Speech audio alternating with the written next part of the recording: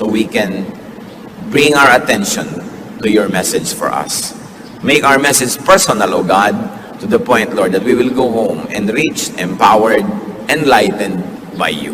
We ask you in the name of your Son, Jesus, our Lord and Savior. What are some of the major reasons to give? Bakit nga ba tayo dapat magbigay? At syempre, ang sinasabi dito na giving is giving to God what is due to God and giving to other people as well. Whatever is due to them or whatever we may be able to give them. First of all, giving is commanded by God. Utos sa atin ang pagbibigay. Napakaraming katuruan. Isa na dyan ang Luke 6:30. Lucas 6:30, give to everyone who asks you. Napakalinaw ng mga turong ito. Acts 20:35, the Lord Jesus himself said, it is more blessed to give than to receive. So it's not only commanded but also commended by God. Pinupuri at ikinakapuri ng Diyos ang pusong mapagbigay. This alone is enough reason to give. Kahit wala na tayong isipin pang dahilan, it was commanded by God, it's good enough.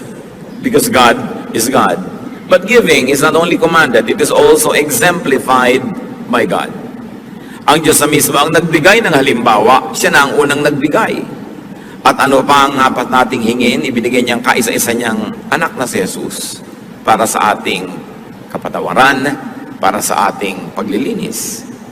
Giving is exemplified by Jesus himself. That he gave his life, he gave his time, he gave his energy to the people. It is also exemplified by all the godly people in the Bible. Ipinakita, binigyan tayo ng halimbawa. Mark 10:45, for even the Son of Man did not come to be served, but to serve, and to give his life as a ransom for many. The giving of Jesus, the giving of God, excuses no one from giving. Kung ang Diyos ang mga sa langit, kung si Jesus nga sa lupa nagbigay, tayo pa kaya na lahat naman ng ating tinatangkili ay natanggap lang naman natin sa Panginoon. Giving is also reflective of God. Ang Diyos ay liwanag. Ang tao parang salamin. Kung maganda ang iyong pag-uri ng salamin, pag tama sa ng liwanag, ang liwanag na ito ay makikita rin ng iba. You reflect the light. Christians and believers, the people of God, are like gems. Gems by themselves don't sparkle. They only reflect the light. And because God is light and God is a giver, we who are mirrors and gems must reflect that giving spirit. The people who don't receive the direct giving from God will experience God's giving through us. Kaya nakikita nila ang liwanag dahil sa atin na nagpapatalsik ng liwanag na ito oras na tayo ay tinamaan.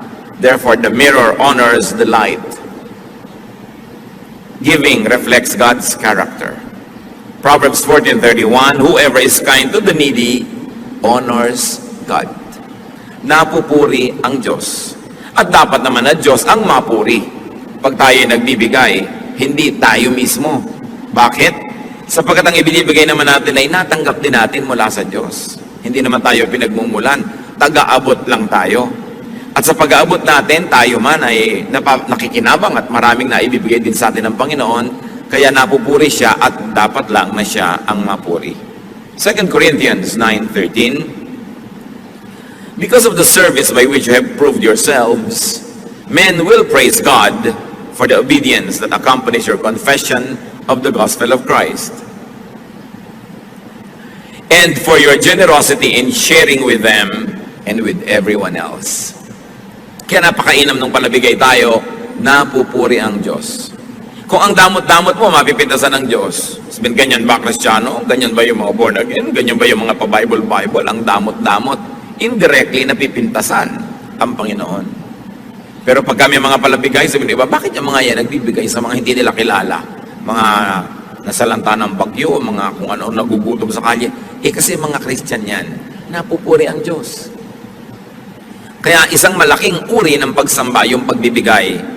Di ba sa pagsamba, ang isa niyan, major component, praise.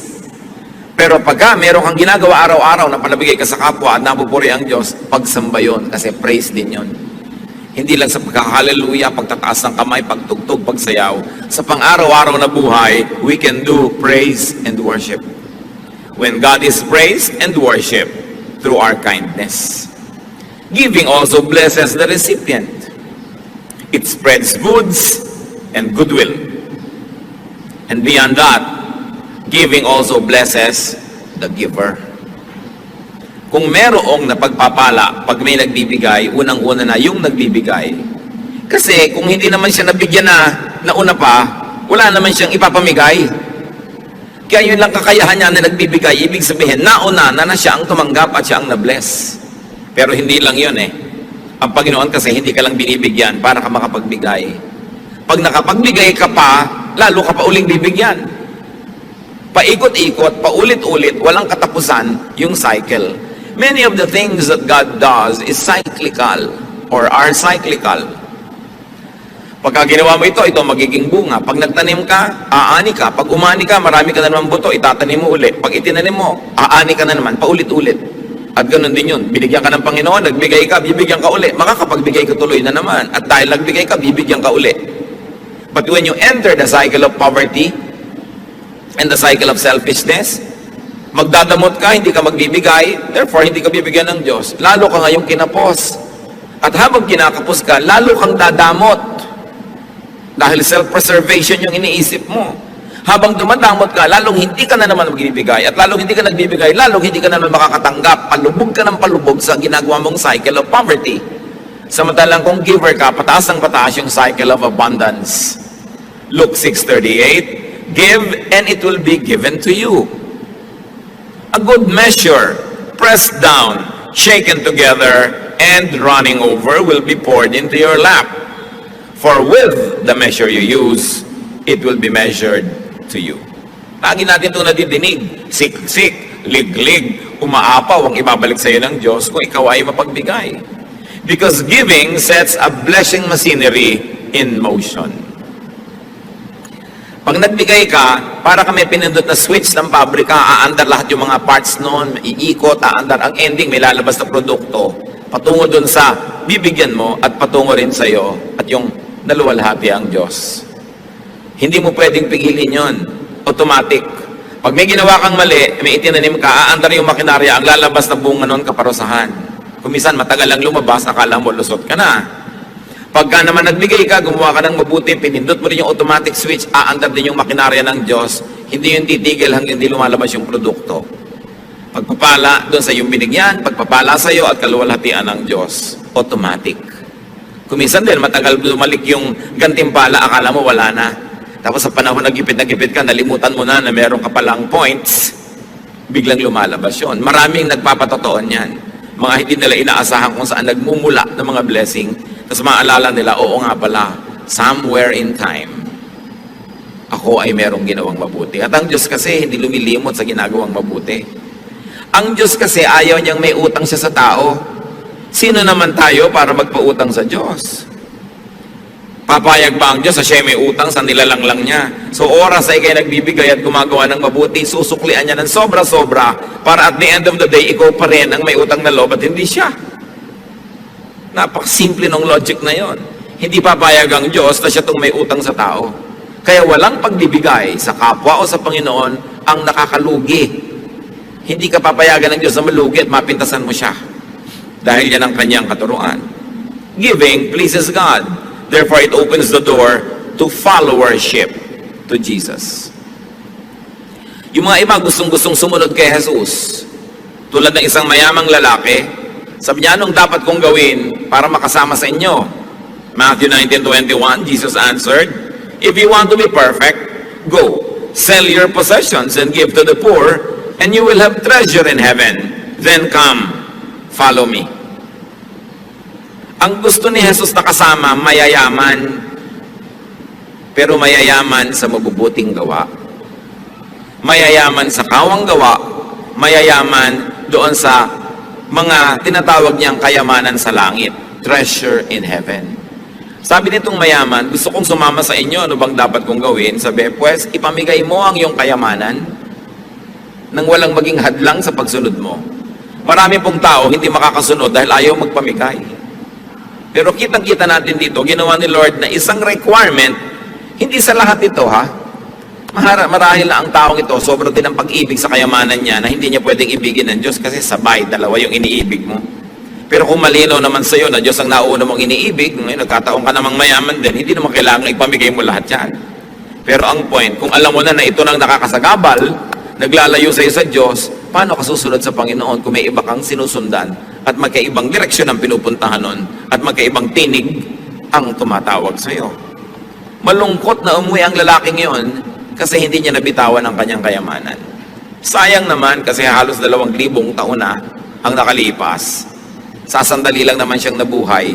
Hindi pa niya ginamit yung sandali na yon para maging masunurin sa Panginoon.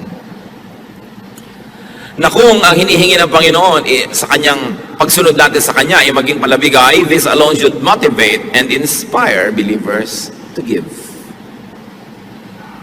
What about the power to give? Bakit natin tinatawag na power ang nagbibigay? Sino po ang mas makapangyarihang tao? Yung kaya niyang manutok ng baril, bumaril ng kapwa, manakit, mangagaw, mangbuska, o yung mapagbigay? Higit na makapangyarihan yung mapagbigay. Bakit? Sapagkat tayo'y likas na mararamot. Tayo'y mga likas na makasarili. Selfishness is like the power of gravity. It is like the power of distorted natural law. It is the norm. It is what can be expected. Napakasama ng puso ng tao. Genesis 6:5, the Lord saw how great man's wickedness on the earth had become, and that every inclination of the thoughts of his heart was only evil all the time. Nakita ng Panginoon kung paano nahulog ang tao sa kasamaan na wala siyang iniisip kundi ang pagiging makasarili. Bakit ngayon malakas yung nakakapagbigay? Labanan mo yung force of gravity. Tatalon ka sa building pero hindi ka mahuhulog dahil there is so much power, tumataas ka pa nga, yun ang power. Yung mayroong kang gusto mo para sa sarili mo na ibibigay mo sa iyong kapwa, makapangyarihan ka sa tulong ng Diyos. Yung mga magulang na kakainin na lang ibinibigay pa sa anak, makapangyarihan ang kilos ng Espiritu sa ganung puso. Yun ang mga tunay na tagumpay. Yun ang tunay na sinasaluduhan na kapangyarihan. Yung matanggihan ang sarili at mapagbigyan ang kapwa. It takes so much resolve and energy and power to give. That is why giving is part of praise and worship. No true worshiper comes before God empty-handed. Kahit sa Biblia, sinasabi yun, huwag kayong haharap sa akin na wala man lang bit-bit. Why? Because giving is a triumph of the divine. Sa puso natin na may Espiritu ng Diyos at sa puso nating nananahan din ang Espiritu ng kasamaan, yung nagbibigay ka, ang nagtatagumpay ay yung Espiritu ng Diyos. Pero yung nagiging makasarili ka, ang nagtatagumpay, your dark side. The selfish side. Kaya isang pagsamba na may dala-dala kang offering. Kasi kung susundin mo lang sarili mo o si Satanas, hindi mo ibibigay yun. Panghihinayangan mo yun para sa sarili mo na lang. Yung maitanggal mo sa sarili mo yun at maiabot mo at maibigay, isang malaking tagumpay ng paglaban sa likas na pagiging makasarili. Pag nakikita ko po kung paano tayo nagsusuporta sa ating mga gawain, anumang mga mission natin, anumang mga project, talagang hindi ko mo mapigil ang sarili kong purihin ng Diyos, because for every person that gives, there is a triumphant spirit. And for every person, of course, that withholds, it is so saddening, not only because there is no offering, but more importantly, dahil yung tao na yon natalo ng kanyang pagiging makasarili.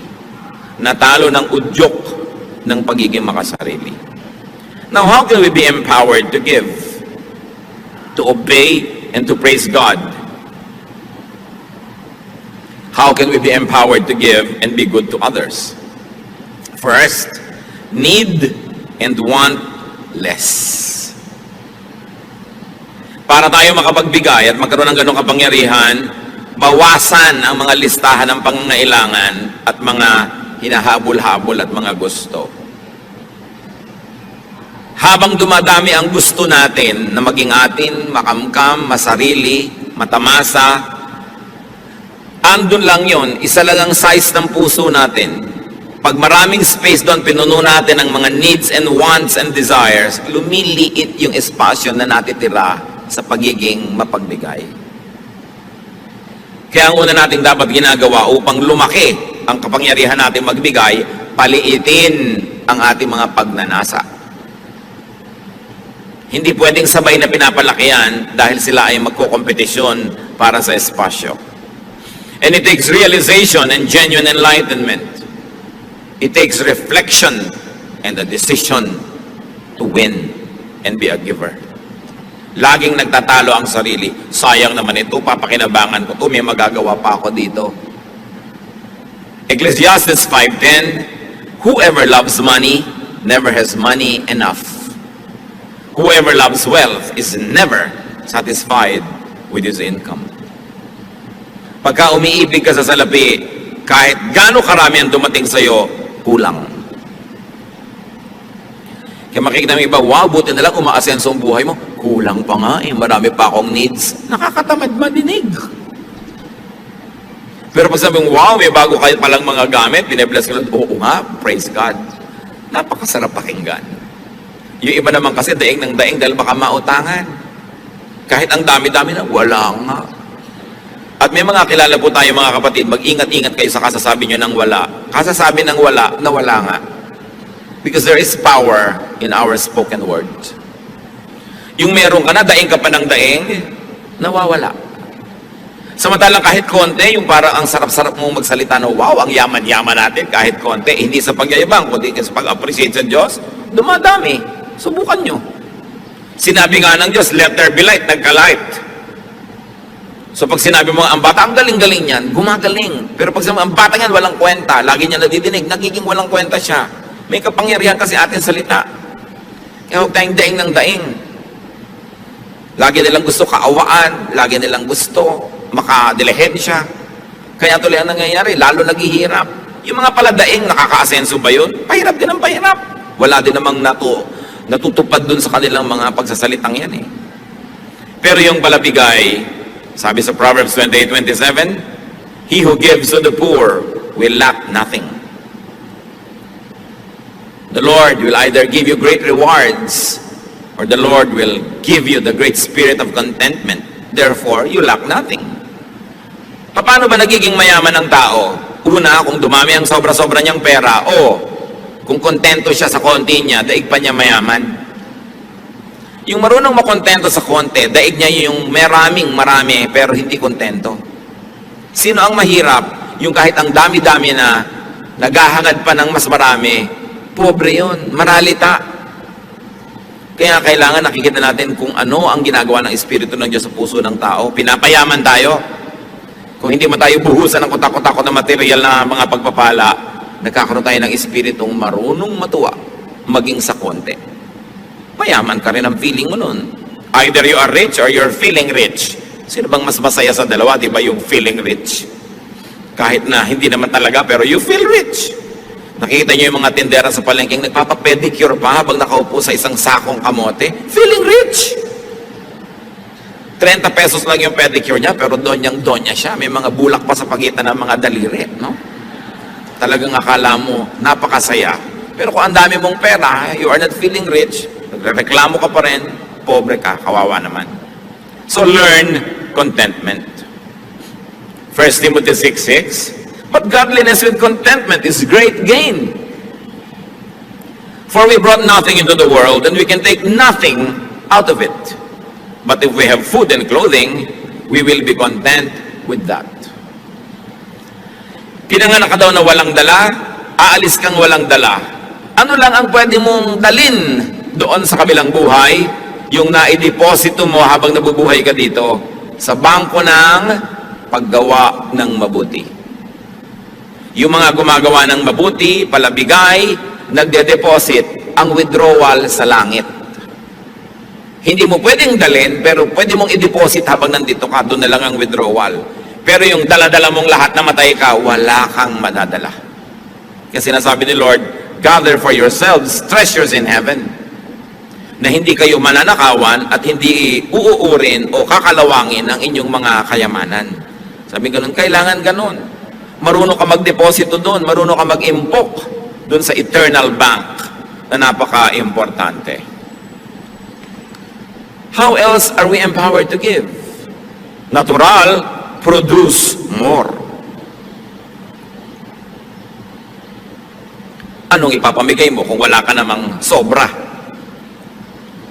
Meron din naman, kahit kulang, nakakapagbigay pa rin tayo, pero iba na kung sobra-sobra. Ephesians 4:28, he who has been stealing must steal no longer, but must work, doing something useful with his own hands, that he may have something to share with those in need. Sabi, yung dati sa inyong mga tamad, walang ginawa kundi magnakaw lang o manghingi, magdilihensya, tigilan nyo yan, magtrabaho kayo, paasensuhin yung ginagawa nyo, at nang sa ganon, kumita kayo hindi lang ng kailangan nyo, kundi ng higit pa ron, at nang may sobra kayong maipamigay. Yan pala ang magandang ambisyon ng gustong yumaman, para maraming maipamigay. Hindi lang para maraming sarilinin at kamkamin. One of the nicest pleasures in life is to give. Napakasarap nun. At napakasarap na ipagmahal, ipakisama ang pagbibigay. Kaya dapat nating ambisyon na kumita, magtrabaho, maging mabunga para maraming pwedeng ipamigay. Produce surplus for giveaway. And God gives surplus precisely for that reason, so that we can give away. Kung binibigyan kayo ng Diyos ng higit sa inyong pang-araw-araw na pangangailangan, may assignment kayo magbigay. Siyempre, God is God of mathematics, God is God of equation, and God is God of proportion. Alam nga naman nagkamali siya. Binibigyan kayo ng sobra. Nakita nyo noon, nang sila Moses ay nandoon sa disyerto, wala silang makain, umuulan ng mana from heaven. At ang utos ng Diyos, ang kolektahin nyo lang yung kakailangan ninyo sa araw na to. Yung iba sigurista, kumolekta ng pangbukas, inuod yung sobra. Sabi ng Diyos, ba't kayo kumukuha ng sobra?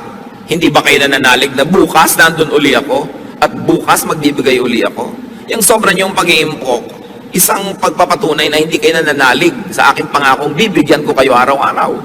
Kaya nabulok. Ngayon, kung binibigyan ka ng sobra, anong dahilan? Para ka makapagbigay. Hindi para maging makasarili ka lamang. Pagkamat, hindi man masamang may iniimpok-impok ka, lalo gusto mong mamuhunan, gusto mong may gawin na ganot ganyan, pero hindi lang para sa sarili. Bawat tumatanggap ng sobra, may assignment from God. Luke 12:48, for everyone who has been given much, much will be demanded. And from the one who has been entrusted with much, much more will be asked. Malinaw. Ang binibigyan ng sobra, paghahanapan ng Diyos nung sobrang yon, kung ano ang kanyang ginawa. Mas mataas ang expectation ng Panginoon sa kanyang mas pinagpapala. Kaya yung pagpapalang tinatanggap natin sa Panginoon is a form of responsibility. It is God's trust. Trust fund niya yun. Hindi sa atin lahat. Bagamat salamat, meron tayong parte doon. Kaya nga sa atin inaabot para rin tayo magkaroon. Pero hindi lahat para sa atin. How else can we be empowered to give, to be acquainted with, and to know suffering from unmet needs? Pag sobrang maluwag ang inyong buhay, kailangan reacquaint yourself with suffering. Don't fail na makipagkwentuhan sa inyong mga labandera, sa mga tindera, mga manikurista, mga mekaniko, mga taxi driver, mga taong nagsisikap, mga isang kahig, isang tuka, mga taong dalawang kahig, kalahating tuka. Kulang na kulang ang kinikita.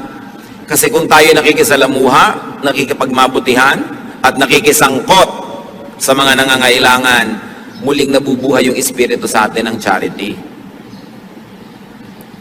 Pagka nakakasalamuha ka sa mga taong konting-konting halaga, napakalaking bagay sa kanila, natututunan mong magbigay ng mga halagang iyon at natututunan mong magtipid sa iyong mga luho. Dahil alam mo na, ang konting luho ko, malaking bagay na para sa mga sobrang gutom.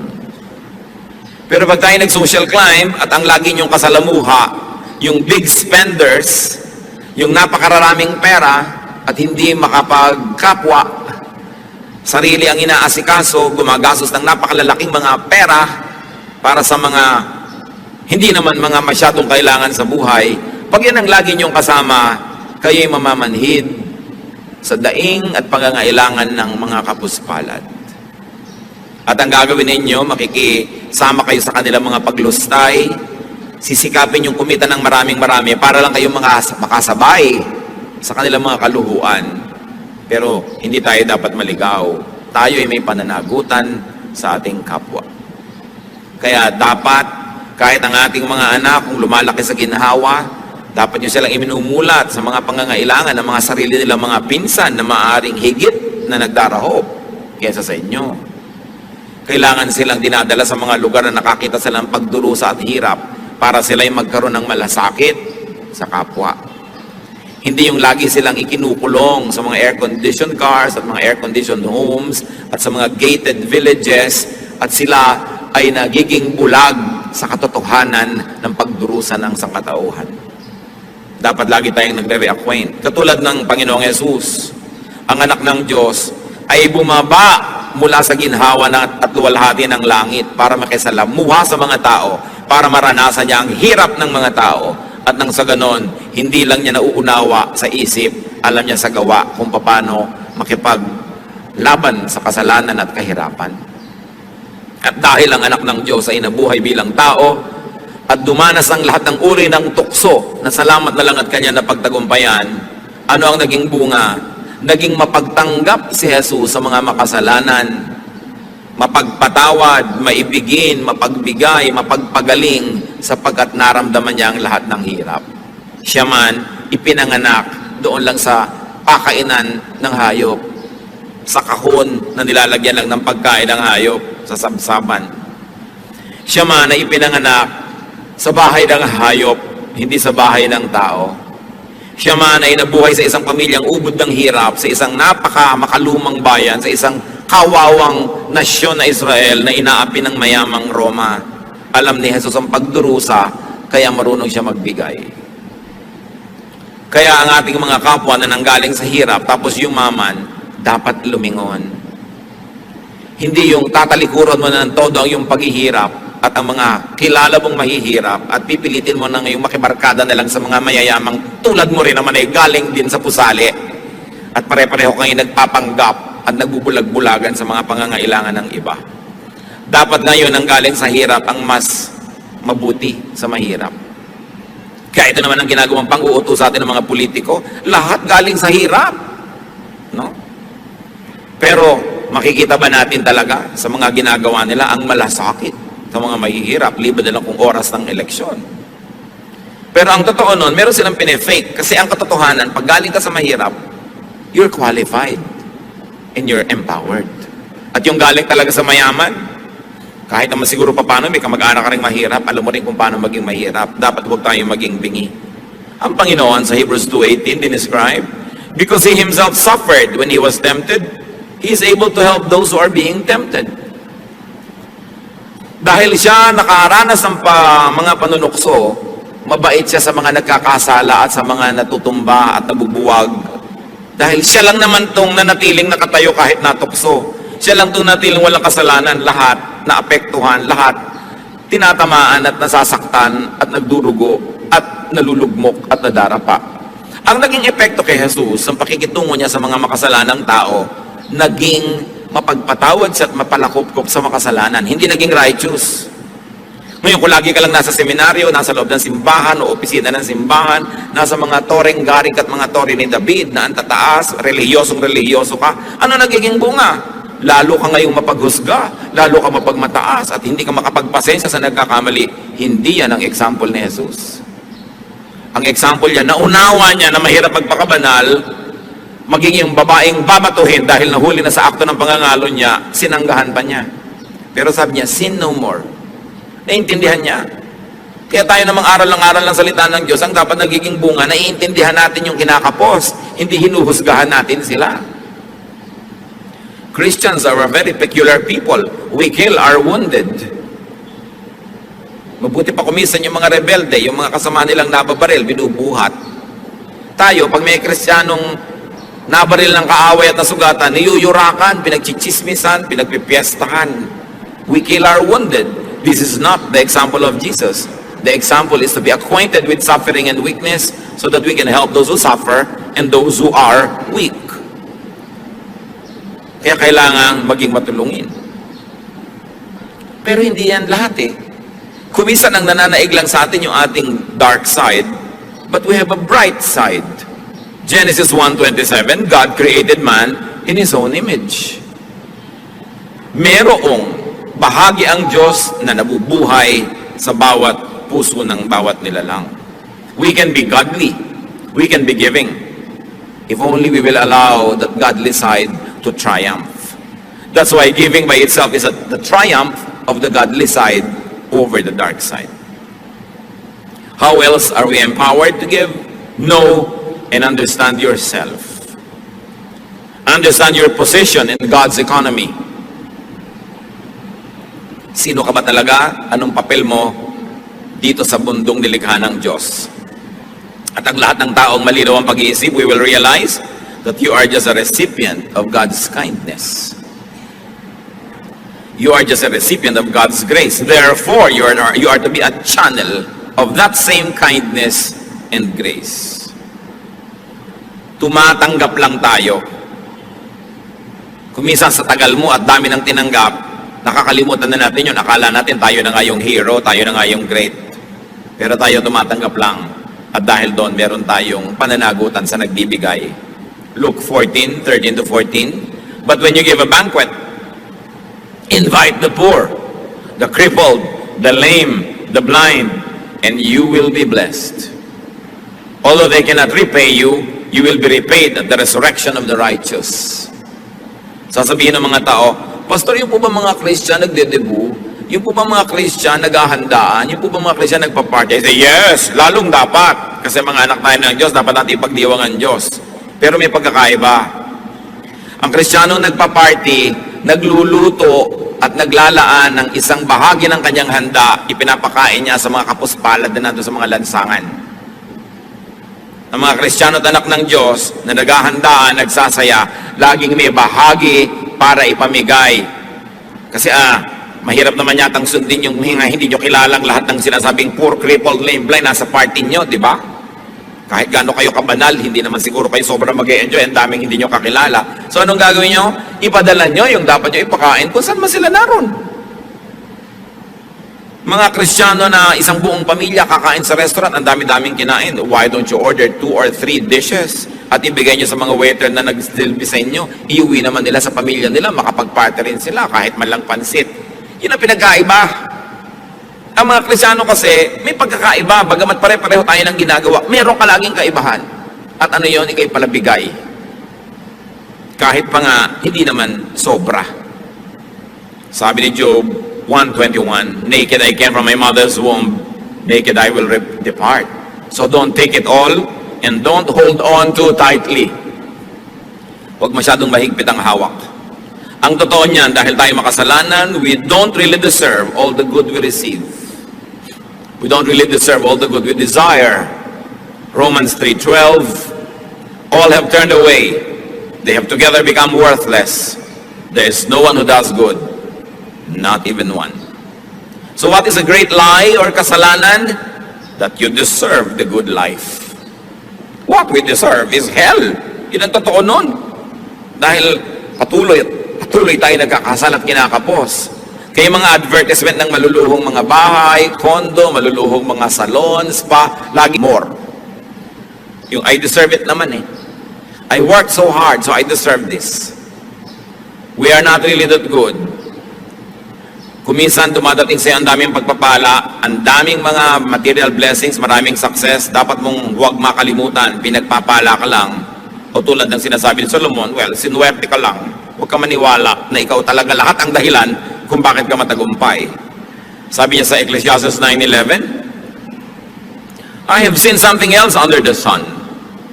The race is not to the swift or the battle to the strong, nor does food come to the wise, or wealth to the brilliant, or favor to the learned, but time and chance happen to them all.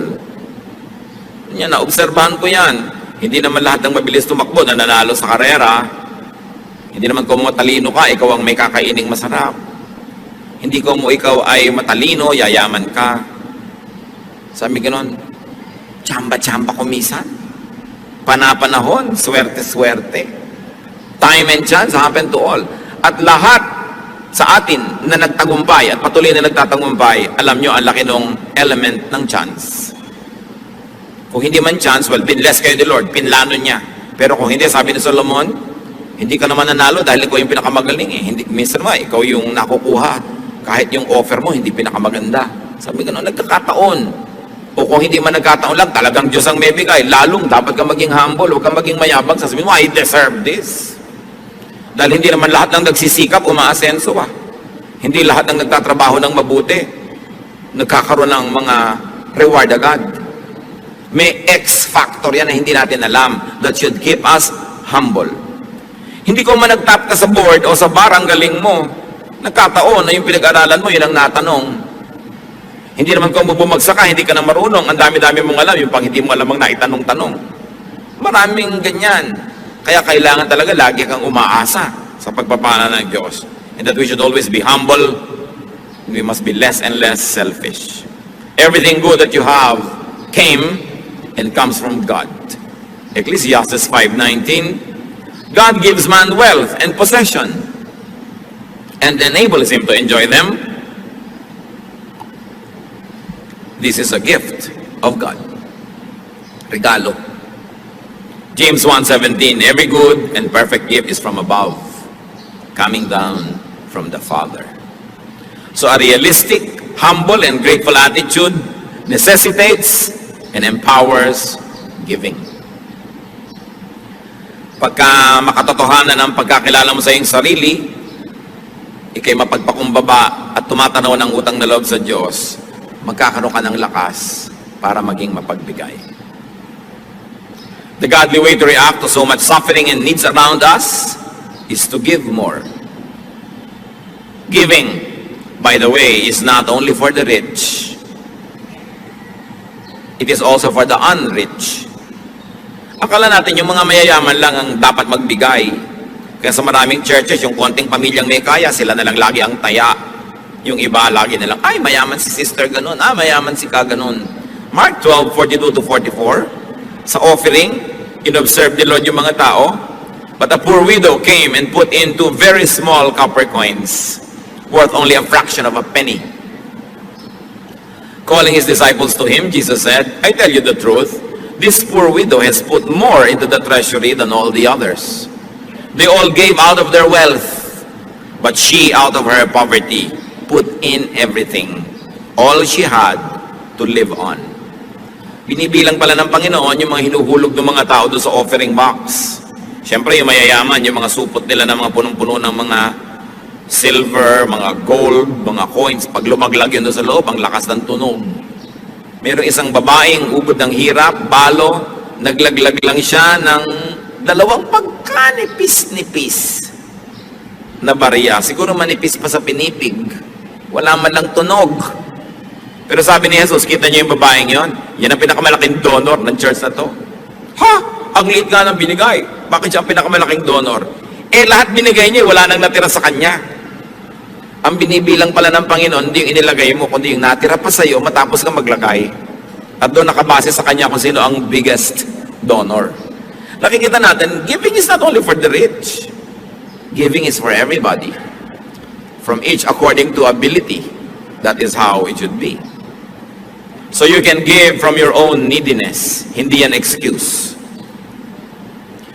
Nung nagkaroon ng kontribusyon ng mga churches all over the known world, pati yung mga poor churches, akala nyo exempted? Hindi. Merong isang super hirap na church na puri masyado. Kasi hindi siya nagpa-exempt dahil mahirap siya. Siya pa ang nagpilit na isali siya sa mga magbibigay sa pangangailangan. 2 Corinthians 8:2. And now, brothers, we want you to know about the grace that God has given the Macedonian churches. Out of the most severe trial, their overflowing joy and their extreme poverty welled up in rich generosity. For I testify that they gave as much as they were able and even beyond their ability. Sabi ni Paul, alam nyo yung mga churches sa Macedonia, sa kabila ng kanilang sobrang mga kagipitan, lalo namang nag-umapaw ang kanilang pagiging mapagbigay. Sa tingin ko, pinakamayaman sila sapagkat sa kabila ng yon, lampas pa sa kaya nila, ginawa nila. And up to now, we are talking about these Macedonian churches. Meanwhile, while giving is not only for the rich to do, giving is not only to the poor. Ang pagbibigay hindi lang para sa mahirap. It is also to the hardworking, to the enterprising, the productive, and the fruitful.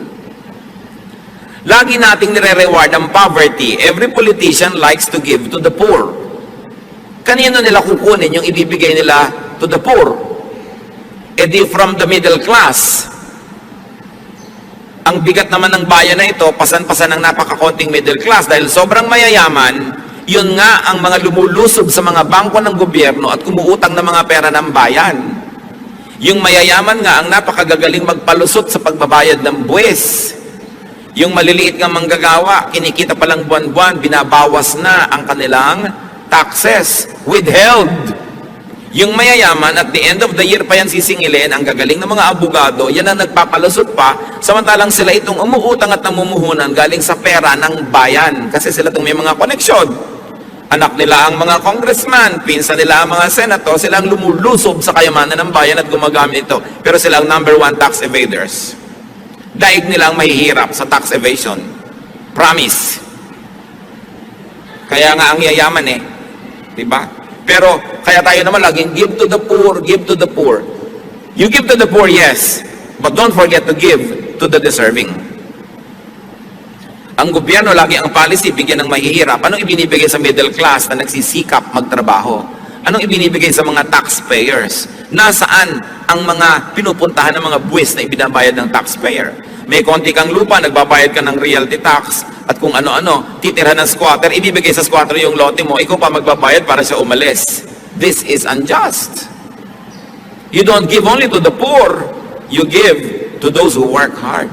You reward good labor. So, ang policy ng Panginoon, hindi yung always give to the poor, pero tamad. Alam nyo yung may binigyan yung Diyos na binigay sa example ng isang parable, pinuhunan na ng 10, pinuhunan ng 5, at saka 1. Yung 10, pagbalik nung nagbigay ng puhunan, naging 20. Sabi ba, sa'yo na yan, ang galing mo. Yung 5, naging 10, napatubo, ang galing mo. Yung 1, walang kinita. Sabi yung 1 mo, babawiin ko sa'yo, ibibigay ko doon sa may 20. Yun ang policy ng Panginoon. Reward those who work hard. Matthew 25:20, for everyone who has will be given more, and he will have an abundance. Whoever does not have, even what he has, will be taken from him. Si Jesus ang nagsasabi niyan, huwag kayo nag-iisip ng mga wrong-headed charity, bigay lang ng bigay, parang naglalagay kayo ng tubig sa mga butas na balde, wala rin nangyayari. Kind of poverty is your inability to give. Napakasarap nung nakapagbibigay. So give to those who earn and deserve it. Because we are measured not by what we receive, but by what we give. Giving is one of man's most victorious acts versus the temptation to be selfish. Giving is one of man's most powerful acts. So be empowered to give. Ang tanong, at dito tayo magtatapos, ano ang pumipigil sa atin para magbigay? At kung nagbibigay naman tayo, anong pumipigil sa atin para magbigay ng lubos? Lalong-lalot kung pinagpapala naman tayo ng Panginoon. Mga magulang, nagbibigay ba tayo ng lubos sa ating mga anak? Mga anak, nagbibigay ba tayo ng lubos sa ating mga magulang? Mga magkakapatid? Mga employers, nagbibigay ba kayo ng tama, lubos sa inyong mga empleyado? Mga empleyado, nagbibigay ba kayo ng tama sa inyong mga amo? Na kayo'y matapat, nagtatrabaho ng mahusay? Ang pagbibigay ay utos ng Diyos. Halimbawa ng Diyos at ng Panginoon, at ipinangako niyang pinagpapala niya ang nagbibigay. Aming Ama sa langit, kayo na